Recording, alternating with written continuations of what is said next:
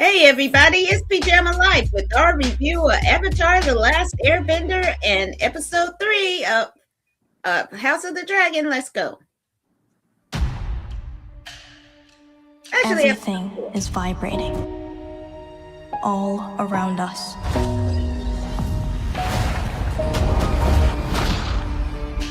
The world is turning. There's a Fire Nation army just beyond the wall. I'm sorry, Avatar. You may be confused. There is no war in Ba Sing Se. The Fire Nation hasn't stopped fighting. All over the Earth Kingdom, they're waging war. If we're gonna defeat them, I need you to teach me Earthbending. You're the best Earthbender I've ever seen.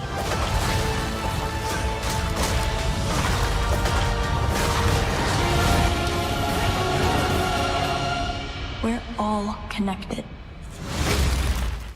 Oh, what a great message. Hey, it's Pajama Life. And these two characters, David, say hey. Hey, everybody. Great to be with you. By Rathgar's hammer, we have a show for you. I'm so glad you're here. And this guy, Patrick, say hey. Hey, everybody. Glad to be here. Everybody glad to be here. Great. All right. Okay. Airbender, the last of the Airbenders. Patrick, what did you think of this show, this series, second season? I really loved the original, and this was fairly true to the form. I mean, I'm not gonna lie, Toph is my favorite of all the sidekicks for Aang. I mean, she is just she's a little more feminine than she was in the books. I mean, in the book or in the original TV series, she's a little more squat, a little bit more earthy, a little more solid looking, but so good. I mean, the whole idea of walking around barefoot, everything was right on. The just snarkiness of Toph is just it was a little light. Usually, she was usually much more snarky. Loved it. They did a good job with it. Man, these kids all grew up a lot between the seasons. I'm just saying. Yeah. There might have been a few minutes. Especially if you watch the recap, because you watch the recap and it's like, oh, here's what happened before. And Aang's like, 10, 12, and now he's like 15. And I'm like, that was a long walk from the northern watering kingdoms down to Ba Sing Se, but okay, sure, we'll go with that. So and they must have heard after that growth spurt. A great cliffhanger. So I know they're doing another season. They got to wrap it all up. I'm not going to spoil it for those of you who haven't watched the original anime from Nickelodeon. You should. It's really well done. I mean, it's as good as anything really that some of the non-big brands made. This is one of those things that I can watch again. It's just fun to watch. So definitely a well done adaptation, I would say. Great storytelling. I think this season is better than the first season. A lot more emotion. It's the better season in the animated too, for sure. So I haven't seen the animated version, so this is my introduction to the Avatar Airbender series, and boy, it does not disappoint. I think there are so many great lessons. My favorite character is Iroh, General Iroh. Uncle Iroh is always another. Uncle Iroh, he be serving him in a nice way. And I love the actor. He's also in Mandalorian and Grogu. And just a very solid character and actor. And the young lady who is the the princess, she's some cold piece of work. Oh my God, this chick. Ooh, man, the apple didn't fall far from that tree, boy. And it's a rotten one too. I was like, dang, you gonna kill your own brother? I mean, dang, chick, come on. But the Avatar and his acting has improved as well as his height. You can tell even from episode to episode, look like he got even taller in the episodes. I was like, they should not have delayed any time. I think if it's another 2-year wait, that boy gonna be like 6'4" before it's all over. But it is a wonderful series filled with great messaging and really interesting story. And I love the great library. You know, libraries are my favorite place on earth. And so to see a library in the series, I was like, oh, so interesting. And a cold justice happened at that library too that I really liked. David, what do you think? Yeah, I really enjoyed it. I love the first season. I don't know the comics that well. I know the story somewhat because of the action figure line that came out with the movie that was not really well kind of well received by the audiences. Fun action figures. I love the story though.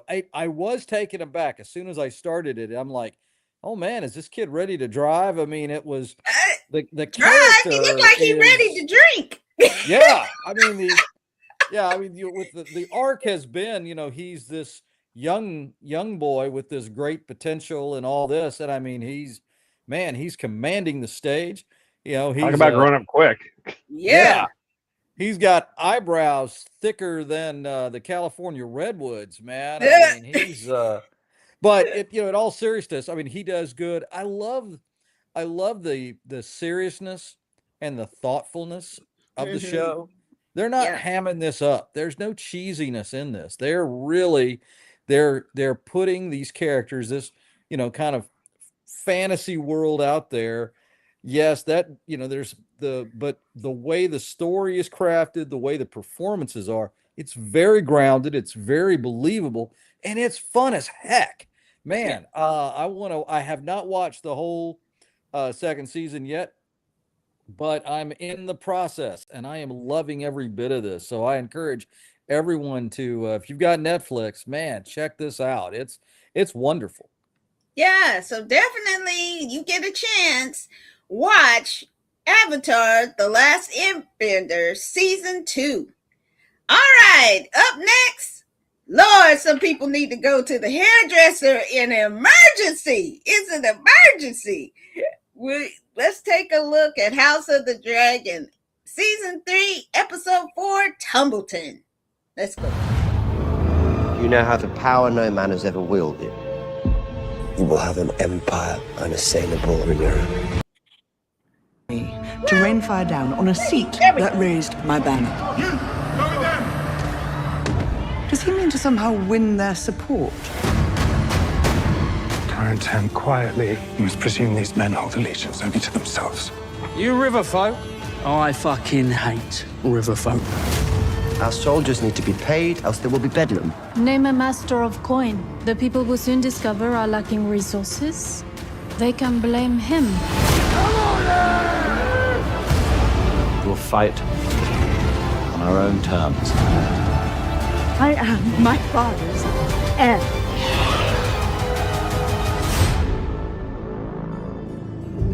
Oh boy. Okay. Boy, what an episode. David, what'd you think? Yeah, again, this was a really, I think they kind of got back on track this episode compared to say last week. It's intense. Uh, uh, continues to be a bloody affair. But you see one of the things about this show is you see the chess game that's getting played more so on the battlefield than in the boardrooms per se, this one. But it's a good show. I still don't find the characters in this show nearly as compelling or as engaging as in the Game of Thrones. And I really don't, and I would even argue from the Knight's Tale, or the big, with the big guy. I actually think those characters were a little bit more interesting to me than this group. That's just my take. Boo, Boo, boo. That's boo that man. Boo that man. All right. This episode was chock full Easter eggs. Is Sunfire actually dead? I don't know. Maybe not. What are all those rats? I think the rats, there's some symbolism to the rats running around.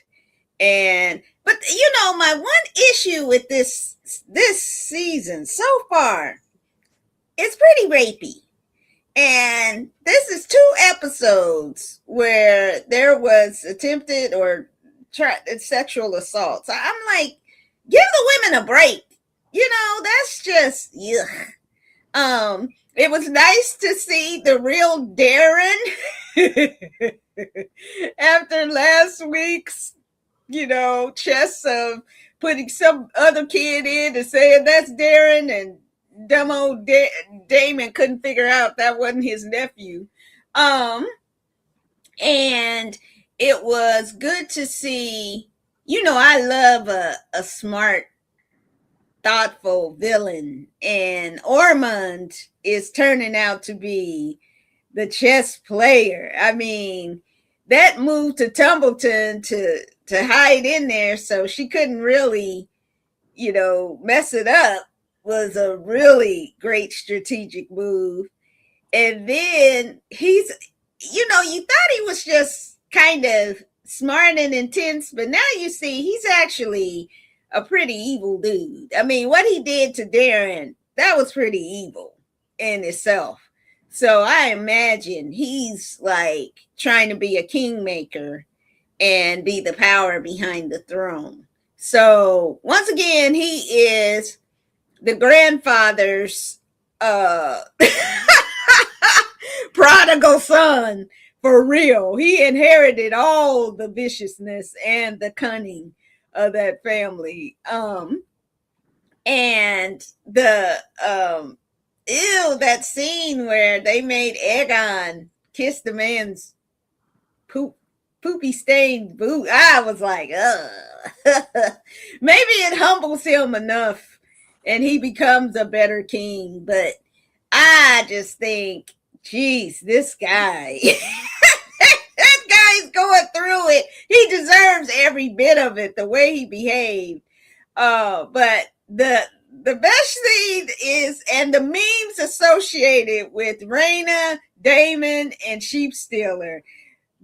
Go and look at these memes. They are so super funny online.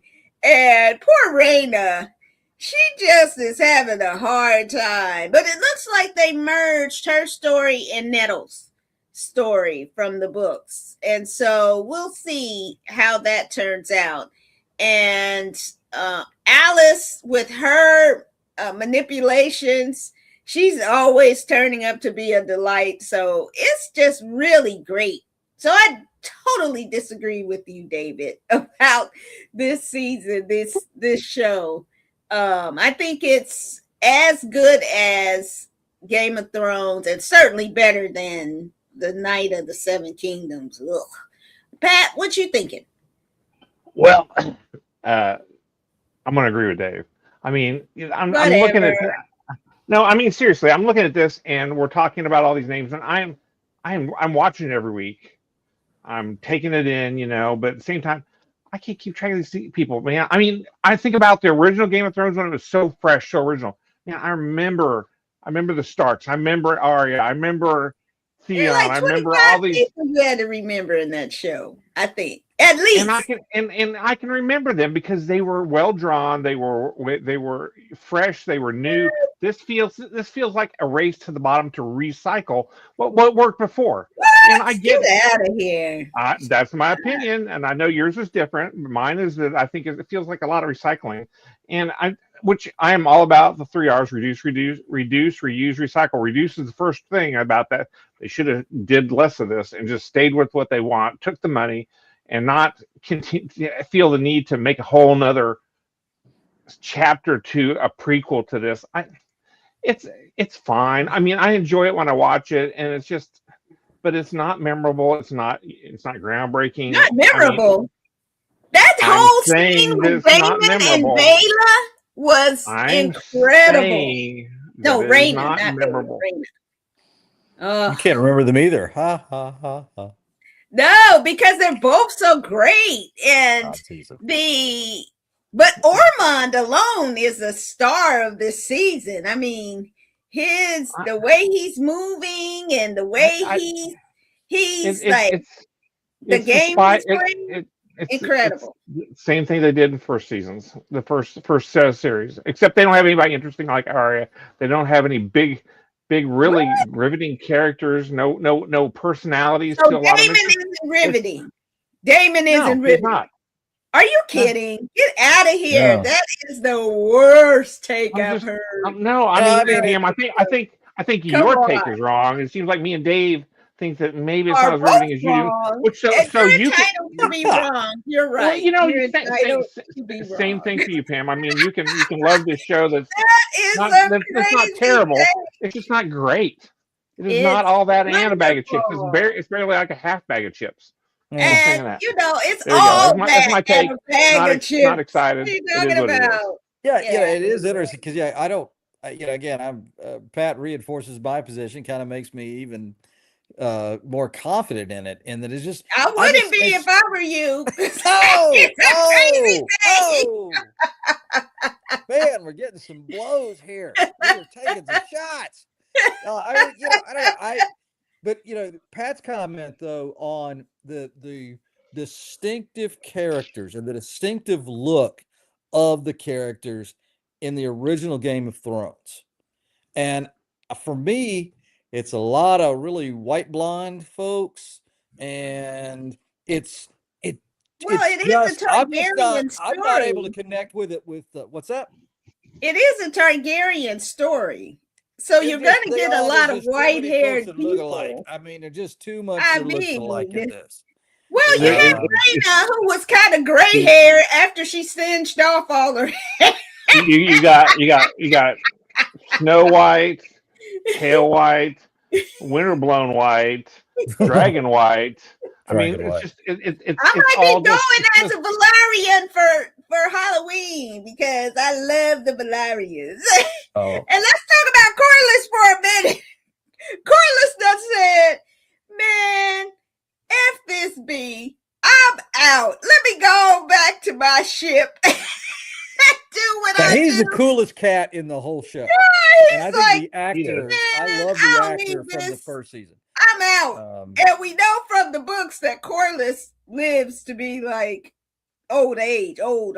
So, I mean, I'm not mad if he leaves and lives, but I'm just interested to see. And one thing, this season is darker than previous seasons, and I think we're about midway through. This is about the midway point. Yeah, I'm sure it's gonna be even darker, and before it's all over. And I haven't read the book, so, and I'm trying to avoid being spoiled by what's out there, but I definitely think that and like you think it's going to get darker, but that just leads into what I'm saying, that they have to keep trying to find new things, and it's going to be a recyclement of what they've done in the past. I mean, the books are short. There's the books; these are chapters. It's kind of like if they tried to do Tolkien's The Silmarillion into a season. I think Ryan Condon and some of the writers, they are using the books as kind of a reference point, and then they're expanding on them. Then do whatever they want. Yep. Yeah, I mean, they can. I mean, George R.R. Martin, he can sign off on it. So he can sign off on it. I am mad at him. He ain't finishing his damn book and stays turning out this kind of manure. He's making money regardless and don't have to pick up the pen. So, I mean, he's going to pick up a check. That's what he's doing. End result is I will watch this, but I'm not going to love it as much as I did Game of Thrones. Game of Thrones was so groundbreaking, so amazing, and so well drawn that this can't help but pale in comparison. Well, and I think that when you have adaptations, you're gonna get differences. And Make but a I better enjoy difference. it. I'm taking it as it is. I'm not comparing to the other because frankly, the other left such a bad taste in my mouth at the end that they ruined the whole Call I George did Martin hate about the that. ending of it. I did seasons, hate two the ending seasons of it. ruined six beautiful. But I mean, you George R. R. talk Martin. about That's on ruin. him. Guys, you And talk about so, ruin. I you know, can't go to a funeral without getting palpitations and trauma thinking, here's a brother and a sister, and they're standing by the coffin. I'm absolutely terrified every time I go to a funeral that I'm going to see people get it I off. mean, where is your head going? Wait a minute. Trying to make a joke. I'm trying to make a joke. I'm never going to. It just happens. It just happens. It just happens. I fell on her. I don't tell you. I don't know. It just somehow, you know, that is the last thing that I'm thinking of at a funeral. I mean, the Lannisters, they got. I mean, you know, the thing is, the first set they drew it right. And if you want me to act like that didn't exist, that's not going to happen because it did exist, and we are going to compare it. It is natural to compare it to. No, They are yes, no, it is because they are obviously comparing it to it. They are using putting it in the same world, same families, same places. But that's like saying it is a straight line comparison. Your great grandfather's the same as you, and his story should be the same as yours. Get out of here. It's going to be different stories, different people do different things. This is a different cast of characters, and they are telling a different story. So, yeah, it's not going to be the same, but there's different stories to be told, and I want to see the different stories being told. So, but there's a difference of opinion we have. If you have a difference of opinion and agree with me, then comment below. Give us a like, a heart. Wait, are you running for national office? If it's only right if you're winning, right? Okay. Yeah. If not, that's okay. Don't comment if you don't agree with me. All right. So that is it for us this week. Next week, we'll be back with House of the Dragon. And we're coming back next week with our favorite movie sequel, Mortal Kombat 2. Whoop, whoop, whoop, whoop. It had to be. It had to happen. So wonderful. And we definitely will review it and have fun. David, say goodnight to the people. Hey, everybody. Thanks for tuning in on this edition of the Crossfire Civil War with the three of us. Can't wait till next week till we talk about the sequel of all sequels, Mortal Kombat 2. I actually am looking forward to this because it just means I get to mock Pam's appreciation for the first one even more for another few more years. I don't give a damn what you say. All right. Pat. I love you too. That's all I can say. I Dave, I was going to just hold the line and just not watch this. I might watch it, but I'm going to have a thesaurus with me so that I can properly find all the synonyms for crap. Okay. So I'll have to look it up. I mean, I think I know a lot of words, but I'm not going to have enough. Probably, I really feel like it's not going to be enough. See a Dookie filled diaper if there ever was one. And not to say that it might not be great. I'm sure it won't be, but it might. I'm going to give it a shot, and I can't wait to see it, and so I can get a. Oh, I have a chainsaw. It'll be fine. Okay. Let's just go with it. I'll see you guys next week. Great to be here. What a great week this was. Okay. All right. And come back for the fun. We'll see you next time. Take care. Make sure you're registered to vote.